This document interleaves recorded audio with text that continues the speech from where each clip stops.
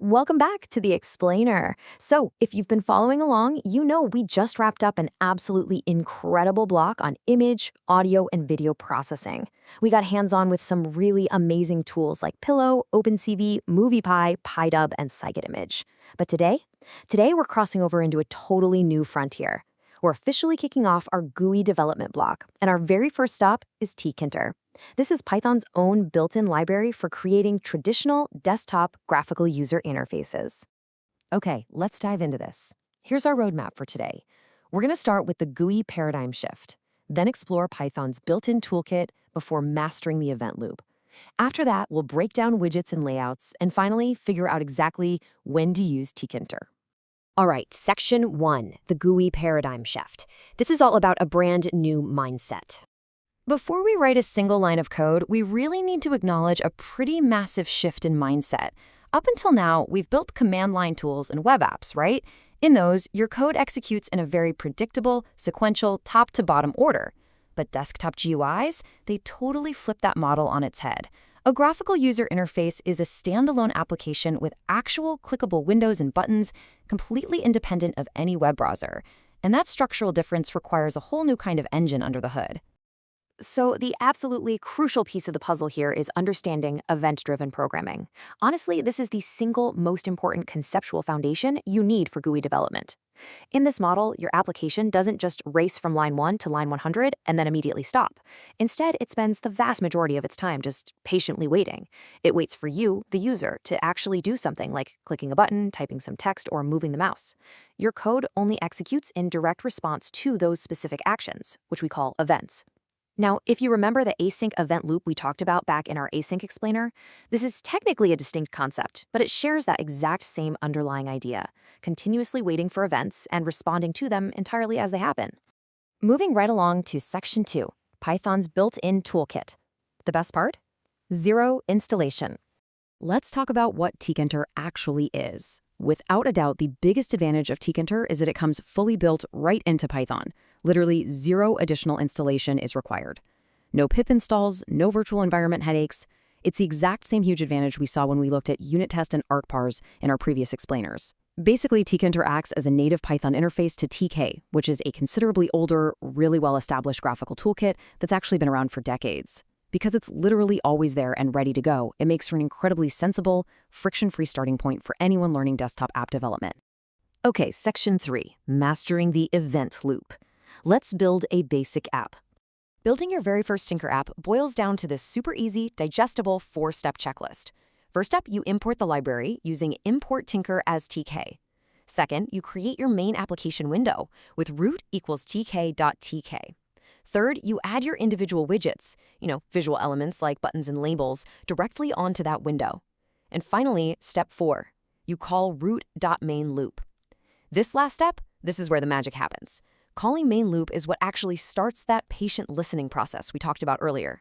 It fires up the event loop, keeps the window open on your screen, and basically tells Python to stand by and wait for the user to make a move. Section 4. Widgets and layouts, how we handle visual elements and data. A completely blank window isn't very useful, so let's look at Tkinter's vocabulary for bringing it to life. Over on the widget side, we have our basic building blocks. You've got a label for displaying static text, a button for, something clickable, an entry widget for short single-line text input, and a text widget for longer multi-line content. But once you actually have these widgets, how do you arrange them so they don't look like a miss? That's where layout managers come in, and Tkinter gives you 3. Pack simply arranges things sequentially, usually stacked vertically or horizontally. Grid is really fascinating because it places widgets in a structured row and column system, which actually mirrors the exact same table-like structure we discussed in our earlier pandas explainer. And finally, place allows for exact, precise positioning using specific pixel coordinates. All right, so once our widgets are perfectly placed, we need them to actually do something, right? How do we respond to that event loop? The answer is through event handlers. When you create a button, you use the command parameter and pass it a regular Python function. Tkinter then automatically calls that specific function every single time the button is clicked. Understanding this specific pattern, defining exactly what action should happen in direct response to a user interaction, and wiring them together, that is the fundamental core mechanism underlying essentially all GUI programming. Now, what makes Tkinter surprisingly powerful for data state management is variable binding. It uses these special variable classes, like string bar and int bar. You connect these directly to a widget. When the widget's value changes, say a user types a new word into a box, the associated variable automatically updates in the background. And the best part? It works vice versa. If your Python code updates the variable, the UI instantly reflects it. This makes it just wonderfully convenient to keep multiple separate widgets automatically synchronized together without having to write tons of manual update code. Section 5. When to use Tkinter. Let's look at some practical applications. Let's ground these abstract concepts in some reality here. Imagine you need to build a simple desktop tool for a non-technical colleague. Maybe they need a CSV uploader. You could build a Tkinter window with a button to select a file and a simple label to show the output.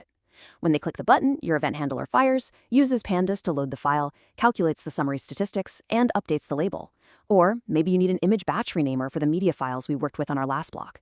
Instead of forcing your colleagues to use a clunky command line tool, you just wrap that logic in a simple GUI with a folder selection button and a text field for the naming pattern.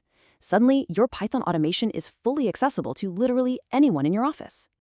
Now, before you run off to build those tools, let's rapidly fire through some essential best practices.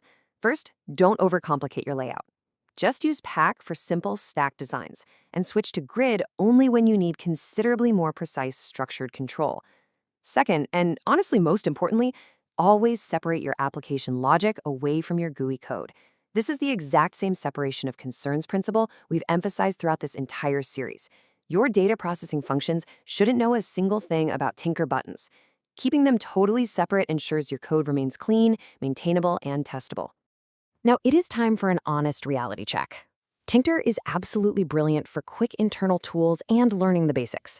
But let's be real for a second. Its visual appearance kind of looks like it just booted up on a bulky monitor from 1995.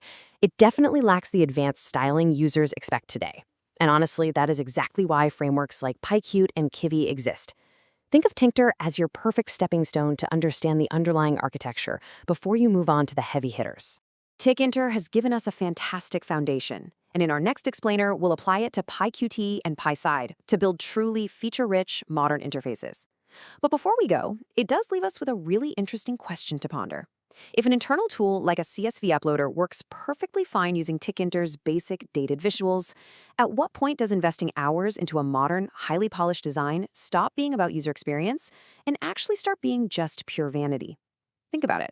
Make sure you're subscribed because we still have 33 more incredibly powerful packages left to uncover in this explainer series. Thanks so much for watching.